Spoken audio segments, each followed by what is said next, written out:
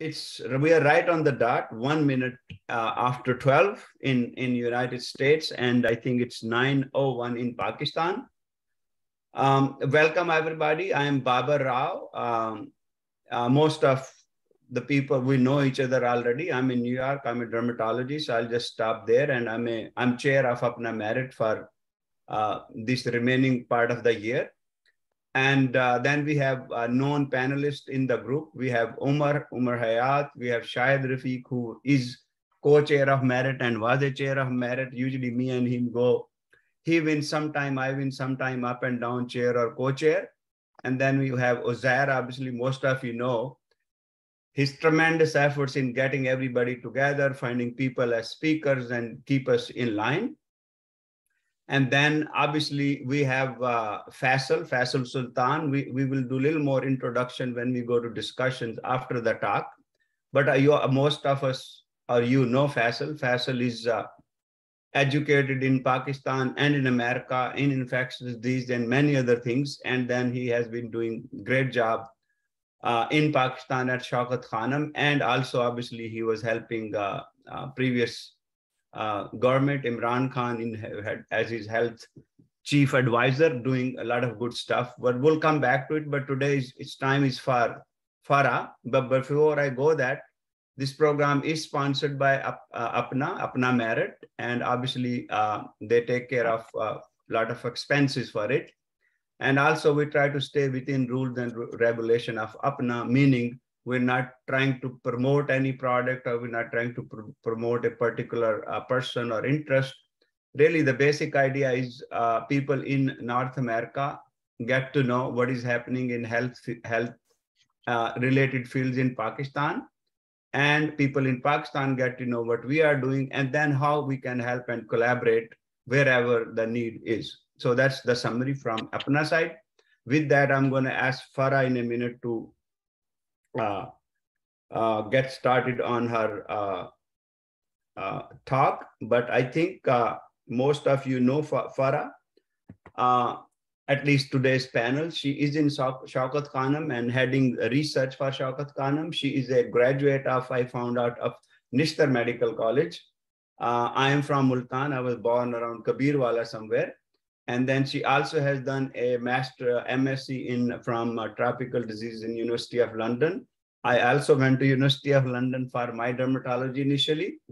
And she's going to talk to us what is happening in and around Shaukat Khanum and generally in Pakistan, difficulties and otherwise research-wise. So Farah, please introduce yourself further so that people know more about your field. I know you have numerous publications in the field. I saw that, but please go ahead and give a little intro and then your talk. Thank you so much, Dr. Babar Rao. So good morning or good afternoon, good evening, depending on where you are. So I'm Dr. Farah, and I'm in Shaukat Khanum Memorial Cancer Hospital Research Center, Lahore, Pakistan. And Dr. Babar has already informed you about my background, education. So, and I would just like to add that I have done a fellowship in research ethics and regulatory sciences after my master's in clinical trials. So in Shaukat Khanum, I am serving as clinical research administrator, and I'm providing secretarial support to the scientific review committee and institutional review board. And now I have an interest in research ethics review in Pakistan, and currently I'm leading a project and where I'm looking at, I'm examining the Pakistani research ethics review framework. It's an in-depth inquiry. I have completed part 1 of this inquiry, and two major outputs of this initiative are under consideration for publication, and I am in the process of developing a policy brief as part of this initiative. So today, and I would like to thank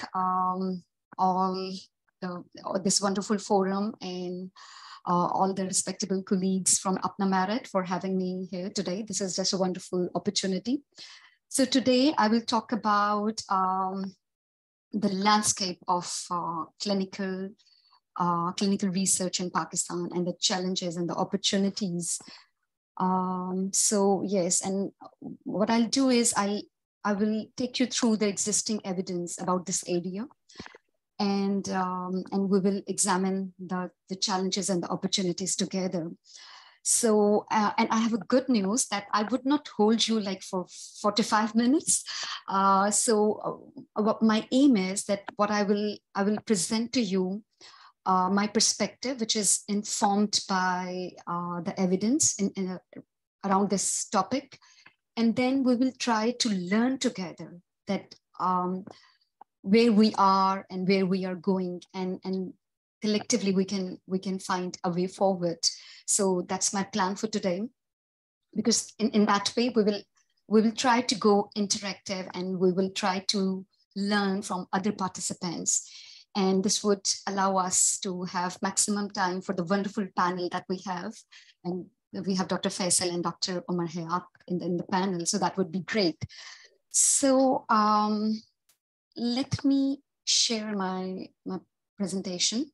So I'm going to share my screen.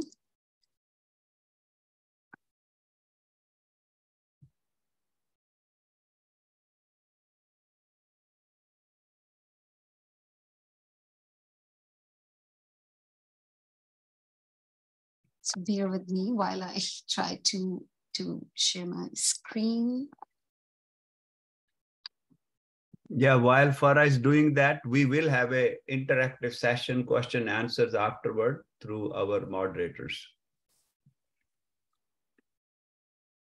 So it would be great if you could confirm me that you can have a look at the presentation. Yes, we can see. All right, thank you. So I'm going to the next slide. So here, I would like to inform you that how I have structured my presentation for today. So before having a discussion on the clinical research overview in Pakistan, we'll have a look at some of the facts related to health systems in Pakistan, the health sector in Pakistan, because how health is situated in Pakistan and the challenges that are faced by the health sector in Pakistan, it influences how research is working under that major domain. So this would give us, allow us to have a bit better understanding of the clinical research landscape. And then we'll have a look at the evidence on the topic of the clinical research.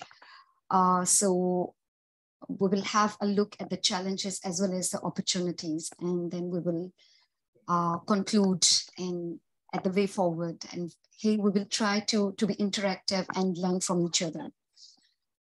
So as I was, so few words about our health system. So Pakistan is a lower middle income country, and it has been facing a chronic state of underinvestment. So Pakistan has spent only 0.3 to 0.6% of its gross domestic product per year on health sector. In the report of National Health Vision Pakistan 2016 to 2025, it has been indicated that the government would pledge to increase this allocation to 3% of GDP. But we need to remind ourselves that even 3% remains below the recommendation of WHO. So Pakistan has a mixed health system. It is often referred as a fragmented health system. It is complicated, it is complex. It includes government or public sector, private sector, as well as philanthropic donors. So the strength of the public sector health system is that it has a primary healthcare outreach that is delivered by a network of nearly 100,000 lady health workers. They have a reach to the most areas of Pakistan. They have a network of community midwives, as well as community health workers. These workers have somewhat trust of the community. In addition to the public sector and the private sector, Pakistan health system is complemented by alternative traditional healing. It is also popular in Pakistan. So as we talked about underinvestment, it is coupled with somewhat underperformance in the sector of health. And this leads to an interplay between three factors, that is limited state funding for health. And that leads to a decreased capacity to regulate private sector as well as the public sector. And this further leads to issues in governance, which are reflected by efficiency or the quality of the healthcare system delivery. So the public sector is inadequately staffed. It cannot meet the demand as well as the quality. So as a result, the private sector provides around 70% of the healthcare coverage, but this private health sector is weakly regulated. Further, it has it ends up in no control over the prices which are offered by the private health sector. So as a result,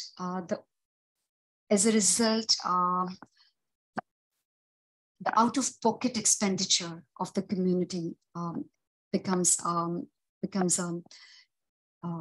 focus of worry among the population.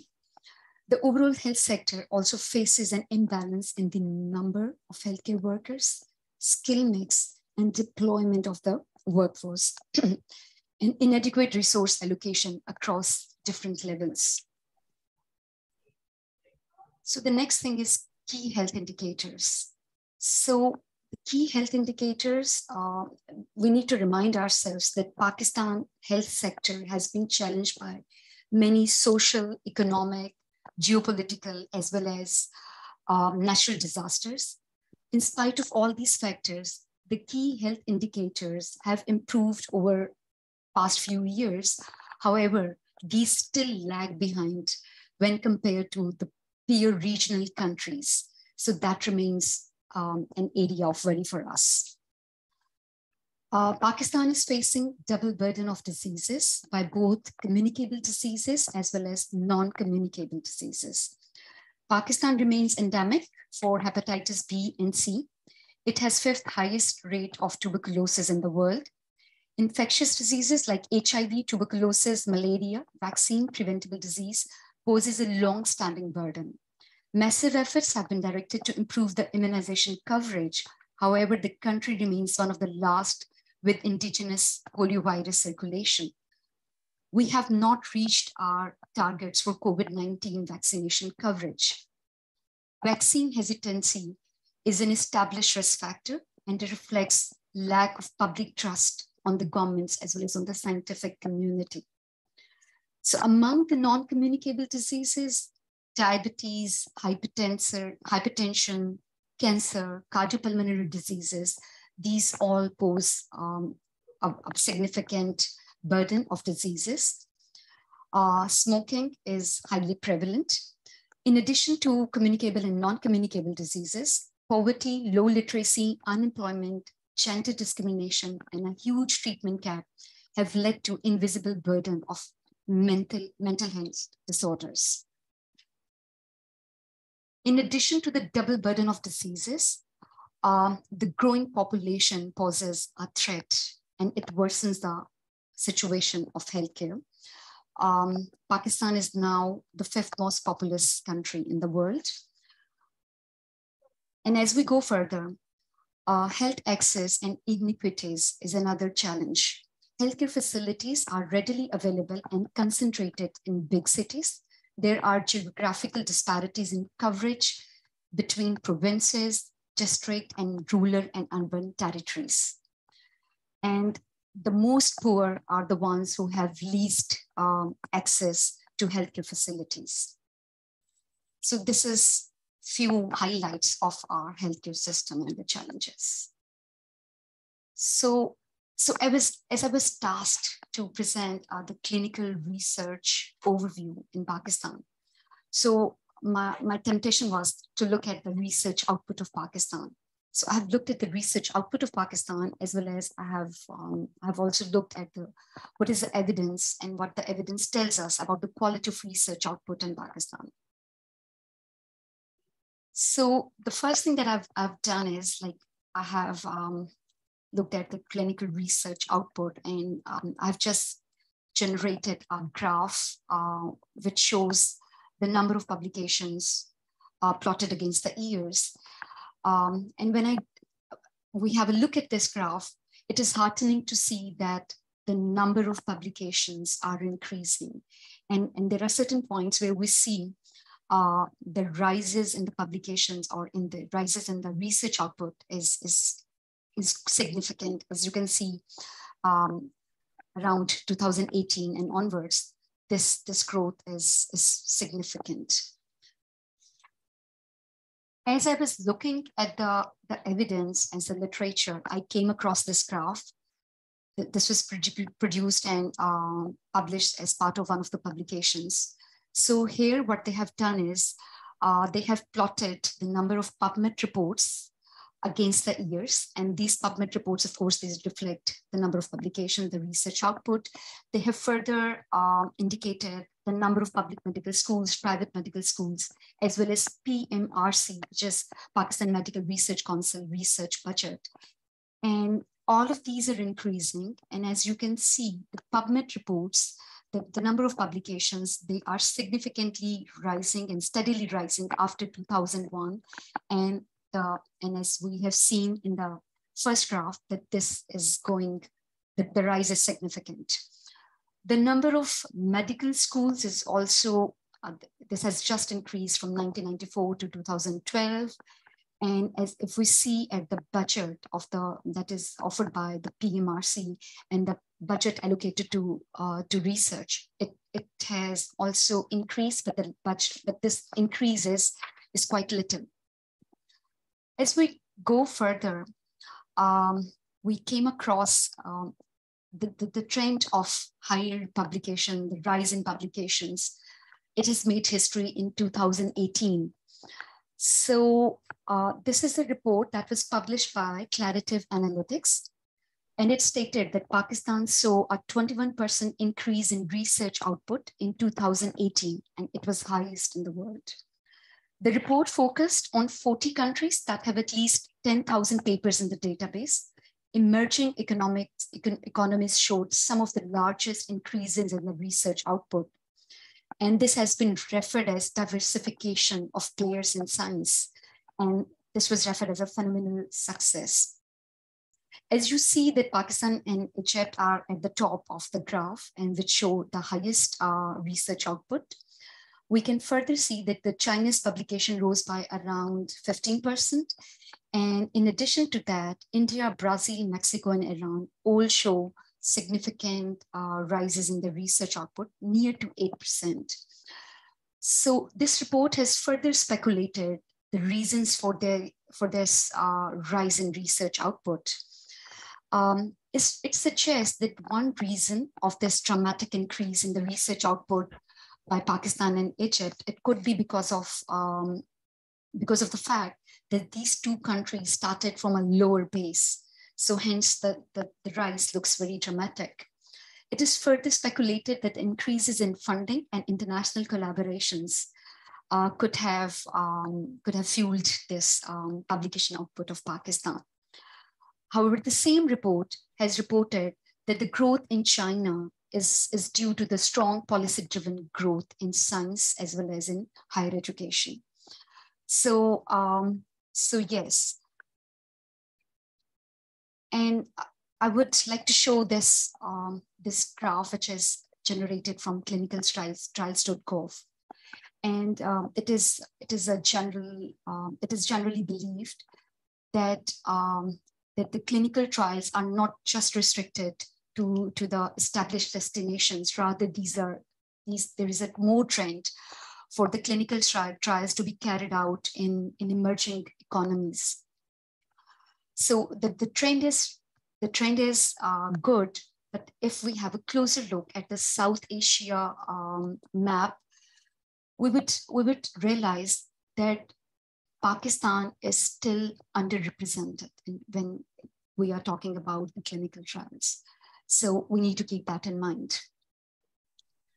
So after I had a look at just the research output, I wanted to have a closer look at the research output, which is beyond the numbers. I carried out an overview of the available research evidence and have used scoping review methodology and somewhat in a rapid manner. So scoping review of literature show what information has been presented on this topic in the literature. And on this slide, what I've done is I have reproduced some of the key insights which are offered in the literature. So we have seen on a previous slide, the report by Nature Index that show a very dramatic increase in the research output. So one response to that report that showed dramatic increase of 21% prompted to investigate this underlying trends, which are not evident by just the amazing numbers.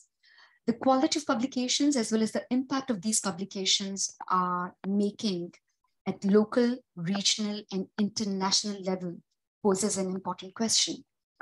Another report by Pakistan Medical and Research Council presented similar finding, indicating that the research output of Pakistan has been seldom used for evidence-based policymaking.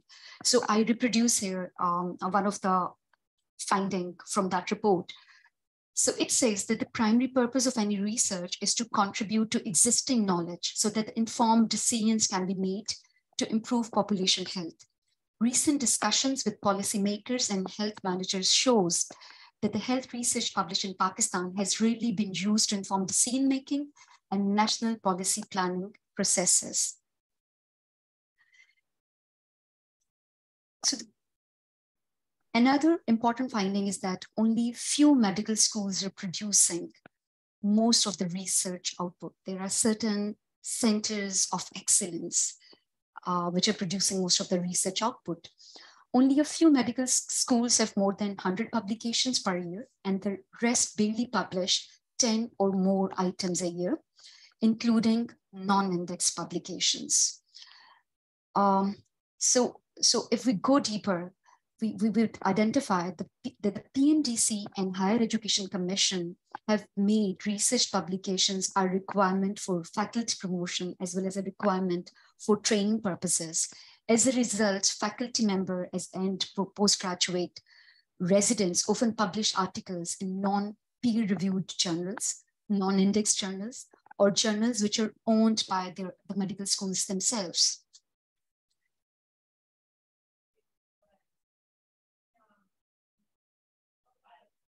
This is also important to see that what has happened about how the research has been done during the public health emergencies, as well as during the disasters that we have witnessed in Pakistan. So we have seen that during the public health emergencies, as well as the disasters, there is an evidence that a large number of underpowered, single site, inconsistently designed, and redundant studies have proliferated. Such practices do not help in the long run. These usually end up in duplicative studies or unnecessary studies, the studies which are not designed properly or analyzed appropriately. These often result in misleading evidence. And during emergencies, as well as during disaster, these pose a burden to the existing resources, which are already scarce and few. And these are very precious resources, and we need to use these resources very wisely. These such studies are not only a burden, they constitute research waste at times. So this is very important to see. in how we are doing our research during critical times. So what are the challenges? If we want to have a look at the challenges, so we need to keep in mind that the many factors like economic, geopolitical instability, and underinvestment and underperformance in the government has resulted in serious gaps in health sector, as well as in health sector education, and of course, health research. So underinvestment in health and lack of stewardship and science and sincere will to improve research remain two most important threats. They constrain the funding for research and fails efforts for setting research priorities and achieving them. Underinvestment will halt capacity building, training opportunities, and infrastructure developments. Evidence suggests that funding for research is very low, or it is even not existing in Pakistan. So good quality research cannot be conducted, or it cannot be commissioned. So it results in significant knowledge gaps about our own statistics of the diseases. So if we examine the lack of stewardship, this is very important. So let's have a look how governments as well as the physician community have contributed to lack of stewardship. So in Pakistan, government-led research platforms, initiatives, or mechanisms for lobbying with scientific or research community do not exist, as well as physician investigators initiated consortia and active disease-specific research group do not exist, or at least these are not visible.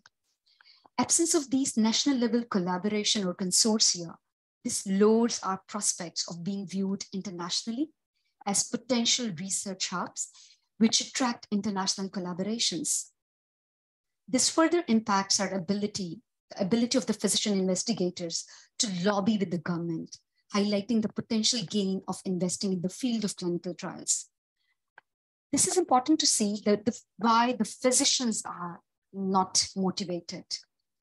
So factors possibly linked with demotivation of physician investigator could be lack of any research training or research-based career structures, as well as funding opportunity for the research. In addition to this, physicians do not find support system to deal with huge paperworks which are associated with research. It requires multiple approvals, regulatory complexities, contract negotiation processes, which are associated with clinical trials and other type of clinical research studies, including multi-center and global or international studies. There are no financial incentives or appropriate recognition of research efforts for career progression. We do not have MD, PhD programs.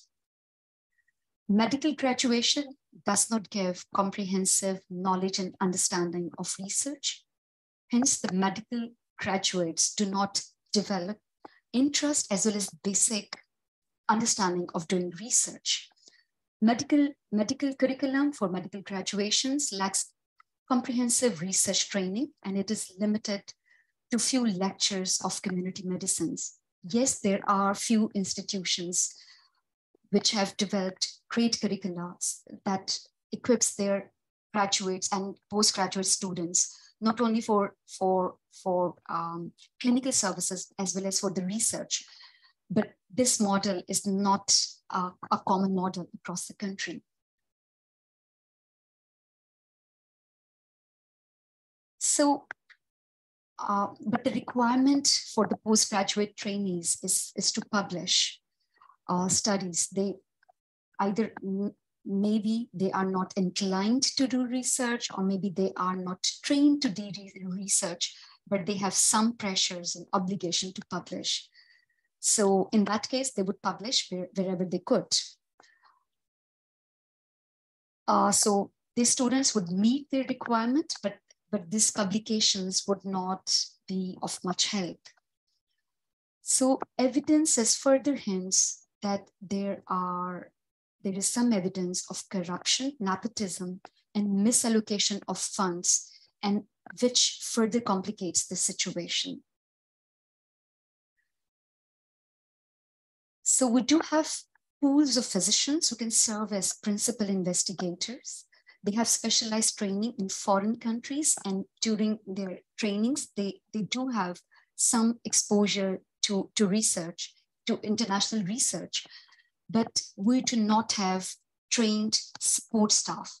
And that is a very crucial need when we are doing research. We would need not only the physician investigators, we would need the support staff. So we have capacity and infrastructure issues. We do have silos of excellence. There are centers which are centers of excellence, but because they do not collaborate very frequently, so they cannot share their capacity. So that's like a problem. So if we look at the funding constraints, so in recent year, philanthropic funding for health has gained some momentum, but this is not sufficient. In addition to this, there are international funding opportunities. To name a few, there are few grants like Bill and Melinda Gates Foundation, Wellcome Trust, Forgetty, and they are helping, and they are interested in capacity building, in research in countries like Pakistan. But these grants are, we can only get little benefit from these grants, because to secure these grants, we need to have basic expertise. Absence of structured training programs, very few centers of excellence, so and very few infrastructure, as well as sufficient capacity centers. We cannot gain many of the grants. There are only few institutes who do better in competition of these grants. So we need to take this in mind. In addition to this, these funding bodies, they have their own priorities, which might not be in line with our research needs, as well as whenever there is a pressure to publish in international journals, we need to remind ourselves that what is important for us from the perspective of Pakistan might not be significant for the international audience or the international publishers and high impact factor journals. So that is also a very crucial step, and we should give it. We should, of course, focus on this trend. That, of course, this would limit our prospects of publishing in high impact factor journals. Lack of funding would also hinder in publishing open access, because that would cost a lot. And if someone do not have any support for the publication and to cover for the article processing fee, that would contribute to their disability to publish in high impact factor journals.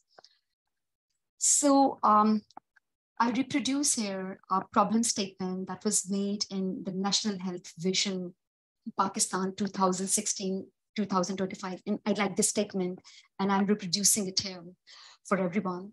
It says that research in Pakistan is often conducted in silos, seldom relevant to local, and if often of poor quality because of limited capacity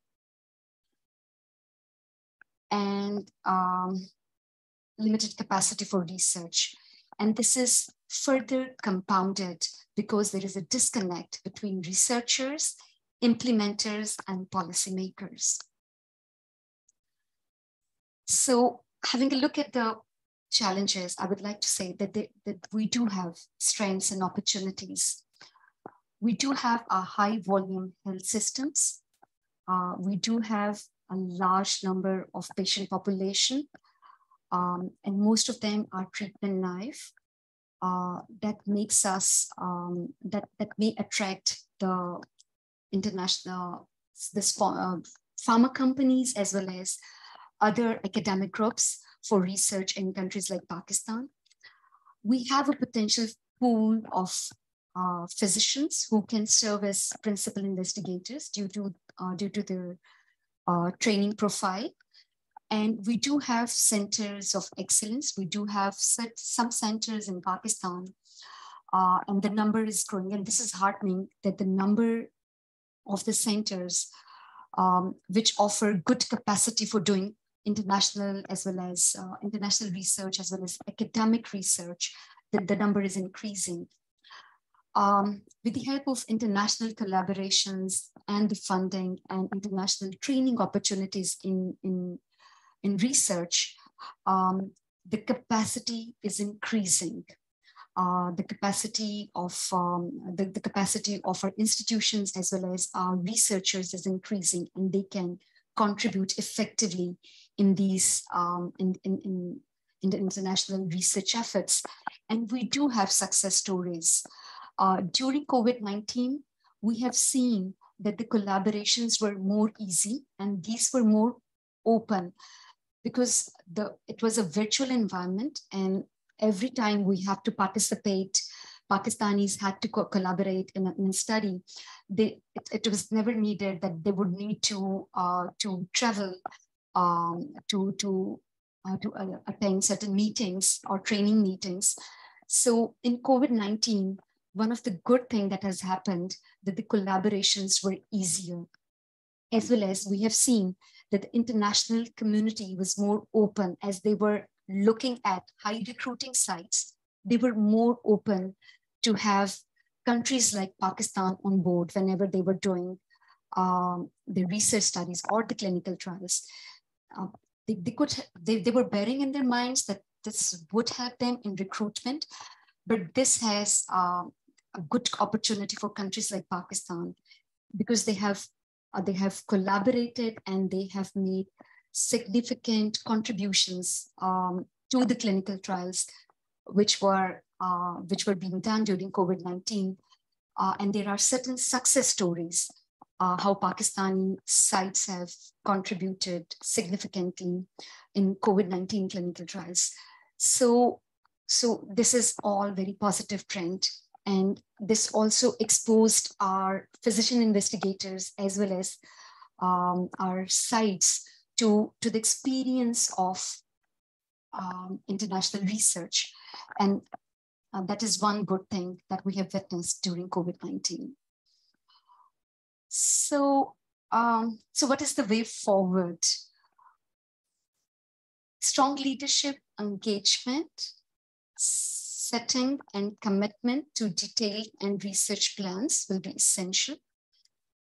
We need to do our priority setting, and in line with the priorities, we need to develop our roadmaps so that we can ensure that we achieve the priorities.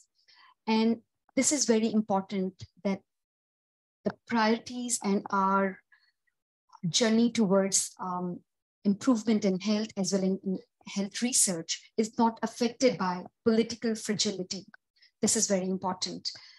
National level research capacity needs to be strengthened.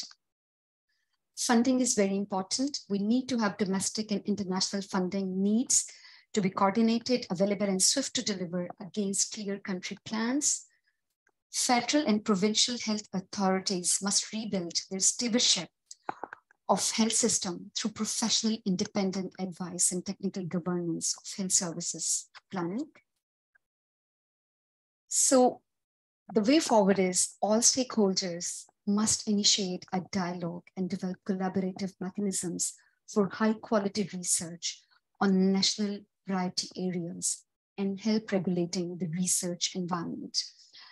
So I would stop here.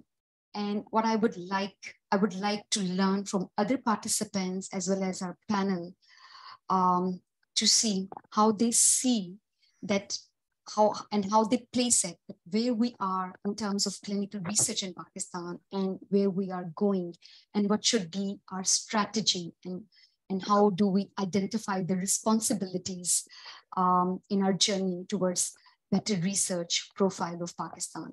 And here I would stop. Thank you.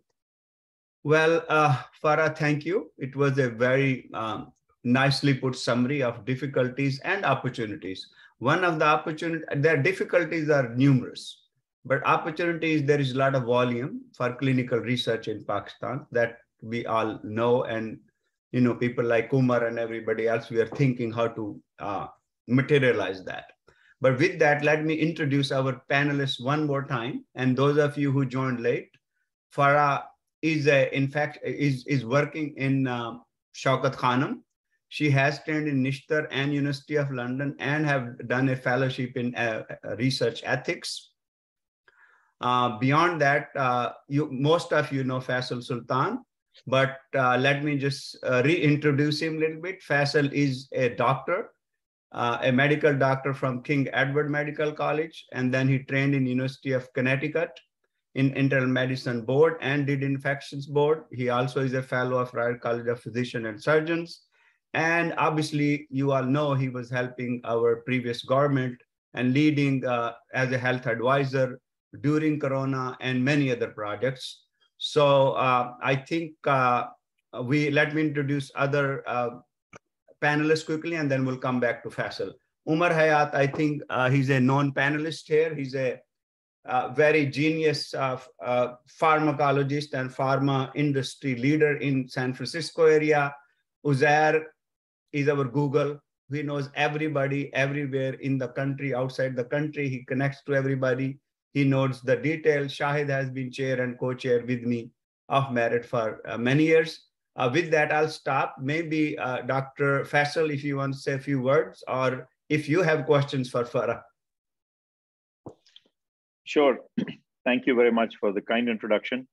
I hope you can hear me clearly. Yes. I'll be very brief, and I think we can all list all sorts of roadblocks and difficulties, but I think in the interest of time and in the interest of productivity, let's talk about what can and should be done. So from my perspective, there are 2 or 3 locks that need to be unlocked. First and foremost, funding. Now, you saw that from the data that Farah has presented, that there has been a steady increase in the raw output of research or medical research coming in from Pakistan. Whether that is of quality or not, or a lot of that is of quality or not, is an open question. But nevertheless, very often when things start to produce, sometimes the first thing that happens is numbers, and quality does follow. But to ensure that, there are some additional steps required. So one of the things that I always felt was problematic is our inability to spark research, because those entities that funded research had very little money available to them. And the kind of grants and the size of grants that were given were just tiny. So the PMRC and then what was turned into the PHRC used to give 500,000 rupees for a grant. The Pakistan Science Foundation used to give 2 million rupees. I think subsequently it has been increased, but these are really small numbers as far as support was concerned. So one of the things that we tried to do, and I think were able to do from a legislative process, was to bring the old PHRC into the new reformed National Institute of Health as the Health Research Institute, and to explicitly tell them that, look, your job is not to do research yourself. Your priority is not to do intramural research, because that was the fundamental issue with the PMRC, that it got the notion that it was supposed to do research, or perhaps it was written somewhere. The fact is that in our vision, when I was in the government, the idea was that the Health Research Institute has to fund, and their fundamental and primary job is to fund in a prioritized way research projects that come in, to rank them and score them by areas, and then to actually provide money. So that was one. And legislatively, it is done. The new NIH board is still in the process, struggling to find the right kind of leadership for these institutes. So, it'll take some time. The second thing was to actually provide that money. So you need to have a mechanism, but then you need to have money to be able to do it. And so right in the law, we put in an almost unbelievable amount of money. But eventually at some point or the other, as things improve, that money will be parked in the NIH and will be available for funding. Somebody in the chat mentioned philanthropy. And so the NIH fund has the ability legally to receive money from donors and donations from entities and individuals to be able to support research endeavors. The other intervention, of course, this was done some years ago, is to provide a national bioethics platform so that large studies and those with international flavor and multi-center trials, etc., are required to go through the national bioethics process. So all these are things that were roadblocks, are being unlocked, and I think with time you will see the impact. The one other lock that came through, and I think that was a problematic one, was that DRAP, instead of just trying to review studies that are supposed to be registration trials or trials that will go into registration for a particular molecule, they ended up co-opting and expanding and mission creeping into reviewing every research which was irrelevant to them. So one of the efforts was to actually remove this thing from their remit, and we'll see how that goes. Anyway, as you know, the government changed, and so some of these things got stuck in limbo. Hopefully, they'll get moving again at some point. So, to me, these are the things that, at least at a national federal level, would help move things along. And of course, Farah said it repeatedly, and I just want to say it again, that the other issue is the low bandwidth in the system. The actual ability to understand research, critical thinking. And so this will all then go back to our undergraduate and perhaps primary school education. But that's another topic in itself, and perhaps for another time. So I'll stop here, and hopefully other members will have, other panelists will have the opportunity to respond. Thank you. Thank you, Faisal. Thank you so much. I know you are busy, but thank you for coming here. Dr. Umar Hayat, do you have any input or any comment at this point? Surely, I think Dr. Farah did a wonderful job touching all the points. So I really liked a few of her sentences. Single site, underpowered, and inconsistent trials. I mean, that was really nicely said, and we need to work on those. In terms of a lot of things. In terms of, rise of the diseases or the diagnosis of diseases is on rise. That's given. And so is the discovery of the molecules. The bioethics are on the rise. If you go on the clinicaltrials.gov, there's almost like 500,000 clinical trials listed. So, and then this industry, as we all know, represents almost like a $20 billion industry. So when we talk about the funding, I think this is probably the time where we need to attract the international clinical trials. It's only the corporate world that is going to change this situation where we are. It's not going to help. We will not be able to help this sector just by asking the funding from the government. And I'm always against this. It's really where the private investors need to invest. And of course, with the prevalence of disease we have in Pakistan and the population of 220 million people, not only it shows the peoples who are suffering from different diseases and can be of interest to increase enrollment rate for any pharmaceutical company, but it also presents as a market.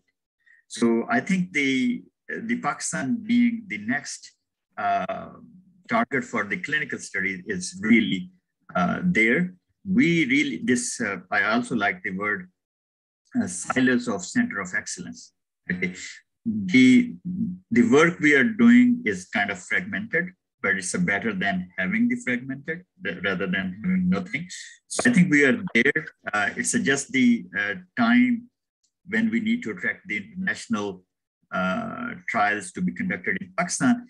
And as Dr. Faisal well said, I will say the DRAB has been a barrier. And I mentioned in previous webinar as well, one of the key drivers for any pharmaceutical company, why they will go to a certain country, is really their turnaround time to review and approve the trial. Okay? And then the second comes the disease and enrollment rate and infrastructure and everything. The first thing they hit is really, and on that point, and Dr. Naveed is also on the call, we have been discussing, there is no harm, put a fee of 20 lakh for the approval process and ask all the experts to come to the Islamabad, stay in the best hotels, pay them like a 1 lakh per day or whatever. Review the application, approve by the end of that week. And that should be our slogan, basically, to attract the pharma companies to conduct the trials in Pakistan. So I think the funding is a problem if we think just locally, but is not a problem if we can bring the corporate world into the trials. So I will stop here. And I Thank you.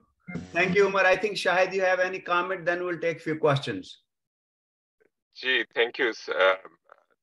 Thank you, Farah, for a nice presentation. I will ask one question, and it would be directed to Faisal, because obviously this landscape issue we've been discussing for the past few years between the previous government, APPNA, Merit, Bhutta Sahab, NIH, HEC, and on all what is going on and what people are doing are great. I think what Umar is mentioning, because Umar and me and Babar, we are together in bringing some commercialization. So Faisal, I don't know when HEC started ORIC, but ORIC had research coupled with commercialization, and I don't think Shaukat Khanum comes in that because it's a university thing. But my question is two-pronged. So in your previous role as well as healthcare leadership role, have you seen any university realizing that promise of ORIC, that research coupled with commercialization? And second question is, has Shaukat Khanum as an institution thought about it at some point or may think in the future? Because I think personally, I really am big on this now, very serious, that we need to bring commercialization. And Umar from Silicon Valley, we were there with the POC launch conference. We have to foster and strengthen that culture where the commercialization bring the research, or research coupled with commercialization. I think that is a very productive and efficient thing missing in Pakistani healthcare. Thank you. Faisal? So Shahid, I mean, spot on. Look, I think the segment of academia or research that is actually the least further ahead in terms of being able to have this collaboration and cooperation between academia and the industry is biomedical sciences. In fact, one does see some examples in the chemical industry or in other industries, but one sees very little here. One of the issues has been that in our world, and this Farah also touched this. She did a really broad, breadth presentation. She touched this, and which was that we do not have MD PhDs. So very often we either have PhDs who live in their own world, or you have MDs who primarily earn their not only living, but also their repute and their professional standing through clinical work. And so there are very few people who actually can swim in both currents. And this isolation or this siloing of these two streams is a major issue. One of the things that I had proposed, again, I mean, so these things take time, is an MD PhD program. And it takes long, but if it's funded well, you could actually have people who are clinician scientists and be able to talk to both sides. Now, even if you don't have it, enough incentivization could or should exist between the industry and research and academics. One little problem there that has existed, I think, is that many of our pharma companies are family owned. There's nothing wrong with that, but very often the horizon that they look at is a very short horizon and relatively a short profit cycle rather than build companies for the next century or the next 50 years, or to have large companies that really are players on the international field. We don't have those yet. There are many that actually have that potential. And so once you do that, then those companies will automatically look for academic partnerships within the Pakistani system. So that's my very brief view on this. As far as Shaukat Khanum, no, sadly, even here at Shaukat Khanum, where I have direct influence, we've not been able to do too much of this industry collaboration. We've had a few little ventures, one with LUMS 2 years ago, just before COVID, on trying to develop something to a small cell counter, a really low-cost cell counter. It didn't go anywhere, but at least there was some effort. But as far as output and actual examples to show, sadly, none. Yeah, so that's actually, I think, Shahid, what you and Umar and all of us trying to do, I think we're going in the right direction that way. So one thing, Farah, which I noticed here is like why we publish as much we publish. So a faculty cannot be promoted from assistant professor to associate professor if he or she has not published certain number of papers. Similarly, a medical student, if he wants to go to ophthalmology, dermatology, or plastic surgery, they actually take a year off to establish their CV so that they can go to good residency. For example, my group or our group, from January till now, we have published 34 papers. It doesn't go to me because all these students, fellow residents, whoever, they're trying to establish their CV so that they can get into plastics or wherever. And faculty, they're trying to establish themselves so that they can become professor.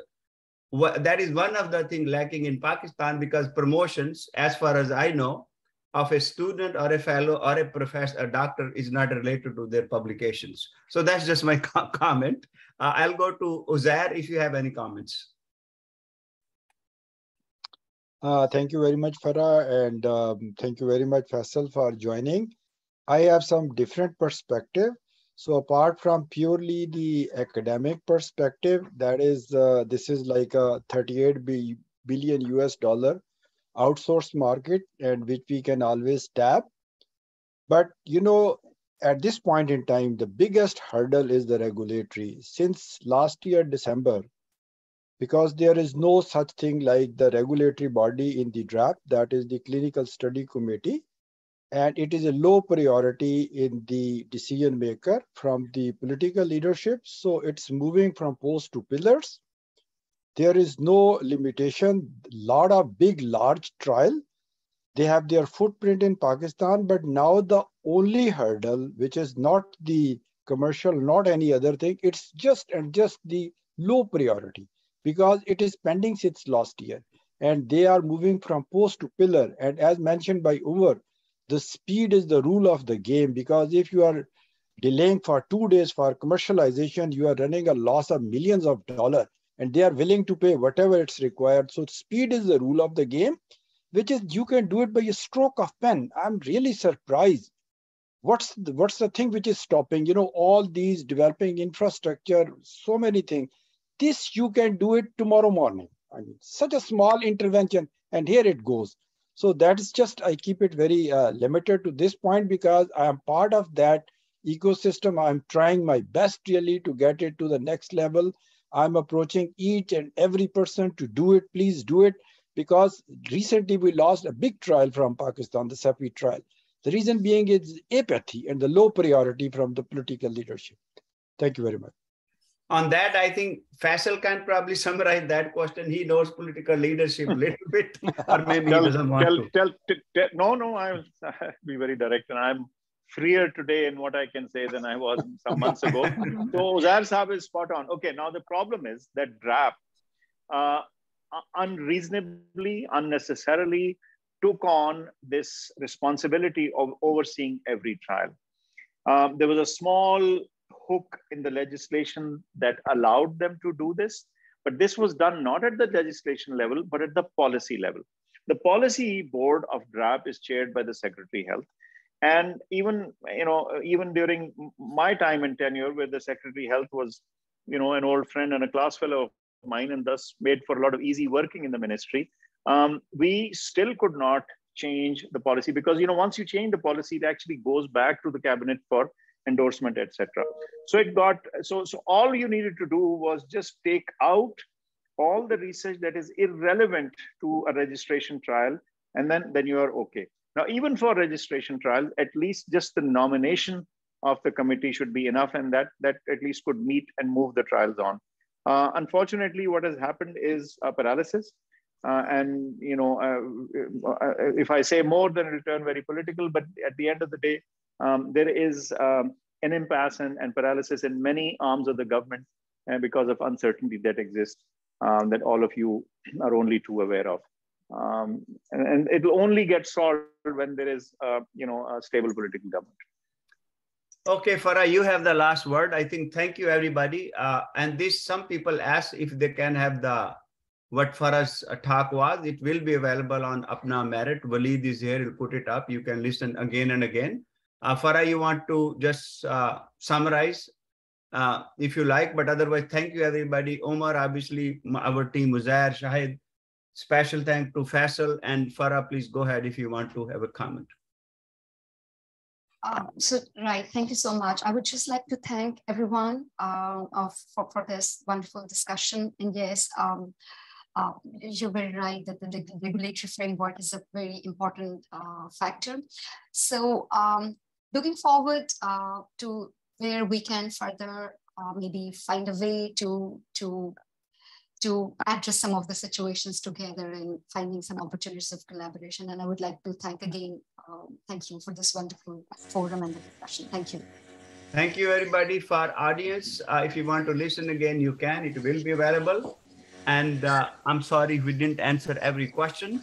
But otherwise, we'll see you again next week. Thank you. Thank you. Khuda Hafiz. Khuda Hafiz.